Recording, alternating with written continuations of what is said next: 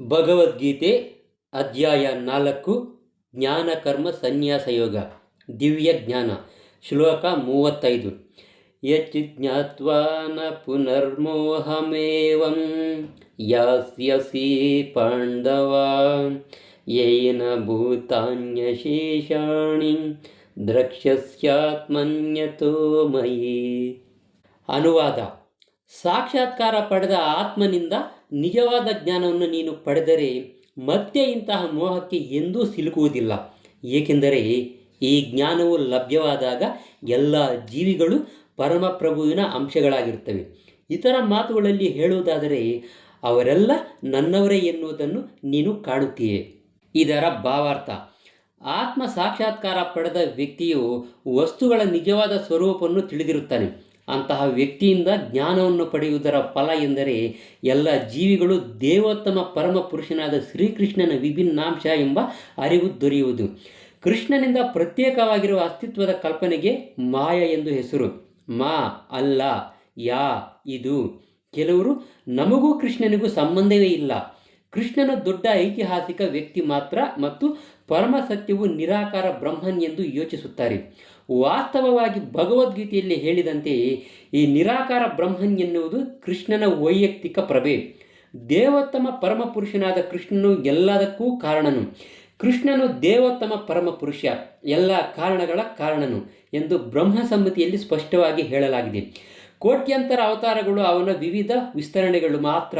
ಹಾಗೆಯೇ ಜೀವಿಗಳು ಕೂಡ ಕೃಷ್ಣನ ವಿಸ್ತರಣೆಗಳೇ. ತನ್ನ ಹಲವು ವಿಸ್ತರಣೆಗಳಲ್ಲಿ ಕೃಷ್ಣನು ತನ್ನ ಪ್ರತ್ಯೇಕ ಅಸ್ತಿತ್ವವನ್ನು ಕಳೆದುಕೊಳ್ಳುತ್ತಾನೆ ಎಂದು ಮಾಯಾವಾದಿ ತತ್ವಶಾಸ್ತ್ರಜ್ಞರು ತಪ್ಪಾಗಿ ಯೋಚಿಸುತ್ತಾರೆ.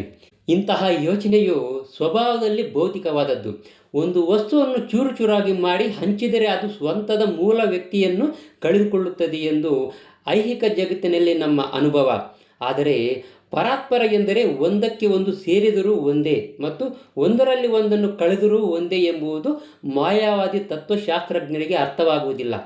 ಪರಾತ್ಪರ ಜಗತ್ತಿನಲ್ಲಿ ಇದೇ ವಾಸ್ತವವಾದಂತಹ ಸ್ಥಿತಿ.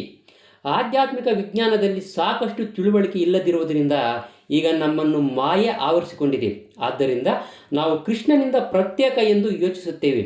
ನಾವು ಕೃಷ್ಣನಿಂದ ಪ್ರತ್ಯೇಕಗೊಂಡ ಭಾಗಗಳಾದರೂ ನಾವು ಅವನಿಂದ ಭಿನ್ನವಾಗಿರಲ್ಲ. ಜೀವಿಗಳ ಶಾರೀರಿಕ ವ್ಯತ್ಯಾಸವೆನ್ನುವುದು ಮಾಯವಾಗಿರುತ್ತೆ. ಕೃಷ್ಣನನ್ನು ತೃಪ್ತಿಪಡಿಸುವುದಕ್ಕಾಗಿಯೇ ನಾನಿರುವುದು. ಮಾಯೆಯ ದಸೆಯಿಂದ ಅರ್ಜುನನು ತನ್ನ ಬಂಧುಗಳೊಡನೆ ಇರುವ ಅಲ್ಪಕಾಲದ ದೈಹಿಕ ಬಾಂಧವ್ಯವೇ ಕೃಷ್ಣನ ಒಡನೆ ಇರುವ ಶಾಶ್ವತವಾದ ಆಧ್ಯಾತ್ಮಿಕ ಬಾಂಧವ್ಯಕ್ಕಿಂತ ಹೆಚ್ಚು ಮುಖ್ಯ ಎಂದು ಭಾವಿಸಿದ. ಗೀತೆಯ ಇಡೀ ಉಪದೇಶದ ಧ್ಯೇಯವು ಹೀಗಿದೆ: ಕೃಷ್ಣನ ನಿತ್ಯ ಸೇವಕನಾದ ಜೀವಿಯನ್ನು ಕೃಷ್ಣನಿಂದ ಬೇರ್ಪಡಿಸಲು ಸಾಧ್ಯವಿಲ್ಲ ಮತ್ತು ಕೃಷ್ಣನಿಂದ ಪ್ರತ್ಯೇಕವಾಗಿ ತನಗೆ ಅಸ್ತಿತ್ವವಿದೆ ಎಂದು ಜೀವಿಯ ಭಾವನೆಯು ಮಾಯೆಯಾಗಿರುತ್ತೆ. ಪರಮಪ್ರಭುವಿನ ವಿಭಿನ್ನಾಂಶಗಳಾಗಿ ಜೀವಿಗಳು ಸಾಧಿಸಬೇಕಾದ ಒಂದು ಗುರಿ ಇದೆ. ನೆನಪಿಗೂ ಎಟುಕದಷ್ಟು ಕಾಲದಿಂದ ಈ ಗುರಿಯನ್ನು ಅವರು ಮರೆತಿದ್ದಾರೆ. ಈ ಕಾರಣದಿಂದ ಜೀವಿಗಳು ಮನುಷ್ಯರು, ಪ್ರಾಣಿಗಳು, ದೇವತೆಗಳು ಹೀಗೆ ಬೇರೆ ಬೇರೆ ದೇಹಗಳಲ್ಲಿ ನೆಲೆಸಿದ್ದಾರೆ. ಭಗವಂತನ ಆಧ್ಯಾತ್ಮಿಕ ಸೇವೆಯನ್ನು ಮರೆತಿದ್ದರಿಂದಲೇ ಇಂತಹ ದೈಹಿಕ ವ್ಯತ್ಯಾಸಗಳು ಉದ್ಭವಿಸಿದವು. ಆದರೆ ಕೃಷ್ಣ ಪ್ರಜ್ಞೆಯಿಂದ ಆಧ್ಯಾತ್ಮಿಕ ಸೇವೆಯಲ್ಲಿ ತೊಡಗಿರುವವನು ಈ ಮಾಯೆಯಿಂದ ಕೂಡಲೇ ಬಿಡುಗಡೆ ಹೊಂದುತ್ತಾನೆ. ಇಂತಹ ಶುದ್ಧ ಜ್ಞಾನವನ್ನು ನಿಜವಾದ ಗುರುವಿನಿಂದ ಮಾತ್ರ ಪಡೆಯಬಹುದು. ಹೀಗೆ ಪಡೆದುಕೊಂಡು ಜೀವಿಯು ಕೃಷ್ಣನಿಗೆ ಸರಿಸಮಾನ ಎನ್ನುವ ಭ್ರಮೆಯನ್ನು ನಿವಾರಿಸಿಕೊಳ್ಳಬಹುದು. ಪರಿಪೂರ್ಣ ಜ್ಞಾನವು ಇದು. ಪರಮಾತ್ಮನಾದ ಕೃಷ್ಣನು ಎಲ್ಲ ಜೀವಿಗಳಿಗೂ ಪರಮ ಆಶ್ರಯನ್ನು ಮತ್ತು ಇಂತಹ ಆಶ್ರಯವನ್ನು ತ್ಯಜಿಸಿದರೆ ಜೀವಿಗಳು ಭೌತಿಕ ಶಕ್ತಿಯಿಂದ ಭ್ರಾಂತಿಗೊಳಗಾಗಿ ತಮಗೆ ಪ್ರತ್ಯೇಕ ಅಸ್ತಿತ್ವ ಇದೆ ಎಂದು ಕಲ್ಪಿಸಿಕೊಳ್ಳುತ್ತಾರೆ. ಹೀಗೆ ಬೇರೆ ಬೇರೆ ಹಂತದ ಭೌತಿಕ ಗುರುತಿಸುವಿಕೆಯಿಂದಾಗಿ ಅವರು ಕೃಷ್ಣನನ್ನು ಮರೆತು ಬಿಡುತ್ತಾರೆ. ಆದರೆ ಹೀಗೆ ಭ್ರಮೆಗೊಂಡ ಜೀವಿಗಳು ಕೃಷ್ಣ ಪ್ರಜ್ಞೆಯಲ್ಲಿ ನೆಲೆಗೊಂಡರೆ ಅವರು ಮುಕ್ತಿಯ ಮಾರ್ಗದಲ್ಲಿದ್ದಾರೆ ಎಂದು ಅರ್ಥ ಮಾಡಿಕೊಳ್ಳಬೇಕು.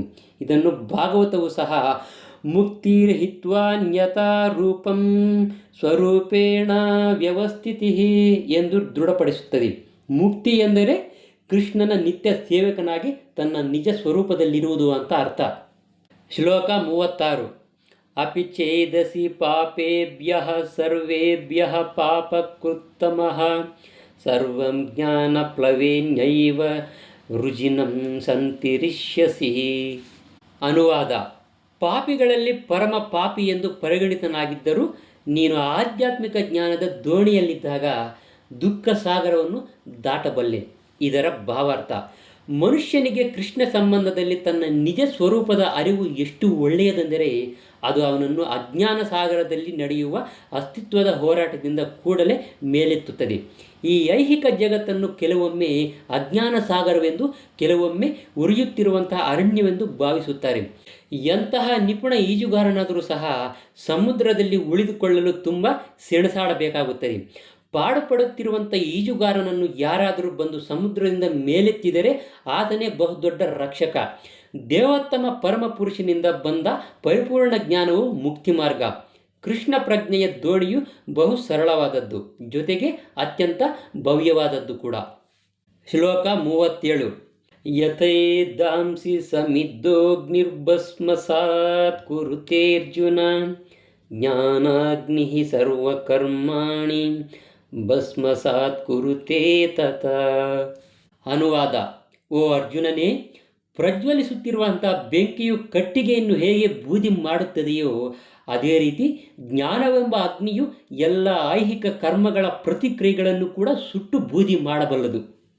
ಇದರ ಭಾವಾರ್ಥ: ಆತ್ಮ, ಪರಮಾತ್ಮ ಮತ್ತು ಇವುಗಳ ಸಂಬಂಧದ ಪರಿಪೂರ್ಣ ಜ್ಞಾನವನ್ನು ಇಲ್ಲಿ ಅಗ್ನಿಗೆ ಹೋಲಿಸಲಾಗಿದೆ.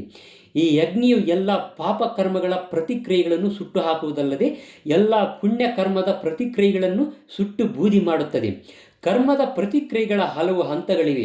ರೂಪುಗೊಳ್ಳುತ್ತಿರುವ ಕರ್ಮದ ಪ್ರತಿಕ್ರಿಯೆ, ಫಲಿಸುತ್ತಿರುವ ಕರ್ಮದ ಪ್ರತಿಕ್ರಿಯೆ, ಆಗಲೇ ಸಾಧಿಸಿದ ಕರ್ಮದ ಪ್ರತಿಕ್ರಿಯೆ ಮತ್ತು ಕಾರಣಪೂರ್ವಕ ಕರ್ಮದ ಪ್ರತಿಕ್ರಿಯೆ. ಆದರೆ ಜೀವಿಯ ನಿಜ ಸ್ವರೂಪದ ಜ್ಞಾನವು ಎಲ್ಲವನ್ನೂ ಸುಟ್ಟು ಭಸ್ಮ ಮಾಡುವುದು. ಮನುಷ್ಯನಿಗೆ ಸಂಪೂರ್ಣ ಜ್ಞಾನವು ಲಭ್ಯವಾದಾಗ ಹಿಂದಿನ ಮತ್ತು ಮುಂದಿನ ಕರ್ಮಗಳ ಎಲ್ಲ ಪ್ರತಿಕ್ರಿಯೆಗಳು ಕೂಡ ಸುಟ್ಟು ಹೋಗುತ್ತವೆ. ಶ್ಲೋಕ 38. ನ ಹಿ ಜ್ಞಾನೇನ ಸದೃಶಂ ಪವಿತ್ರಮಿಹ ವಿದ್ಯತೆ ತತ್ಸ್ವಯಂ ಯೋಗ ಸಂಸಿದ್ಧಿಃ ಕಾಲೇನಾತ್ಮನಿ ವಿಂದತಿ. ಅನುವಾದ: ಈ ಜಗತ್ತಿನಲ್ಲಿ ಆಧ್ಯಾತ್ಮಿಕ ಜ್ಞಾನದಷ್ಟು ಭವ್ಯವಾದದ್ದು ಮತ್ತು ಪರಿಶುದ್ಧವಾದದ್ದು ಬೇರೆ ಯಾವುದೂ ಇಲ್ಲ. ಇಂತಹ ಜ್ಞಾನವು ಎಲ್ಲ ಅನುಭವದ ಪರಿಪಕ್ವ ಫಲ. ಭಕ್ತಿಪೂರ್ವಕ ಸೇವೆಯ ಆಚರಣೆಯಲ್ಲಿ ನಿಪುಣನಾದವನು ಕಾಲಕ್ರಮದಲ್ಲಿ ತನ್ನಲ್ಲಿಯೇ ಈ ಜ್ಞಾನವನ್ನು ಸವಿಯುವನು. ಇದರ ಭಾವಾರ್ಥ: ನಾವು ದಿವ್ಯ ಜ್ಞಾನವನ್ನು ಕುರಿತು ಮಾತನಾಡಿದಾಗ ಆಧ್ಯಾತ್ಮಿಕ ಅರಿವಿಗೆ ಸಂಬಂಧಿಸಿದಂತೆ ಮಾತನಾಡುತ್ತೇವೆ. ಆದ್ದರಿಂದ ದಿವ್ಯ ಜ್ಞಾನದಷ್ಟು ಭವ್ಯವಾದದ್ದು ಮತ್ತು ಪರಿಶುದ್ಧವಾದದ್ದು ಬೇರೇನೂ ಇರೋದಿಲ್ಲ. ಅಜ್ಞಾನವೇ ನಮ್ಮ ಬಂಧನದ ಕಾರಣ, ಜ್ಞಾನವೇ ನಮ್ಮ ಮುಕ್ತಿಯ ಕಾರಣ. ಈ ಅರಿವು ಭಕ್ತಿಪೂರ್ವಕ ಸೇವೆಯ ಪರಿಪಕ್ವ ಫಲ. ದಿವ್ಯ ಜ್ಞಾನದಲ್ಲಿ ನೆಲೆಯನ್ನು ಪಡೆದವನು ಶಾಂತಿಗಾಗಿ ಬೇರೆಲ್ಲೂ ಹುಡುಕಬೇಕಾಗಿಲ್ಲ, ಏಕೆಂದರೆ ಅವನು ತನ್ನಲ್ಲಿಯೇ ಶಾಂತಿಯನ್ನು ಸವಿಯುತ್ತಾನೆ. ಇದನ್ನೇ ಬೇರೆ ಮಾತುಗಳಲ್ಲಿ ಹೇಳುವುದಾದರೆ ಈ ಅರಿವು, ಶಾಂತಿಯು ಕೃಷ್ಣ ಪ್ರಜ್ಞೆಯಲ್ಲಿ ಕೊನೆಗೊಳ್ಳುತ್ತದೆ. ಭಗವದ್ಗೀತೆಯಲ್ಲಿ ಇದೇ ಕಡೆಯ ಮಾತು.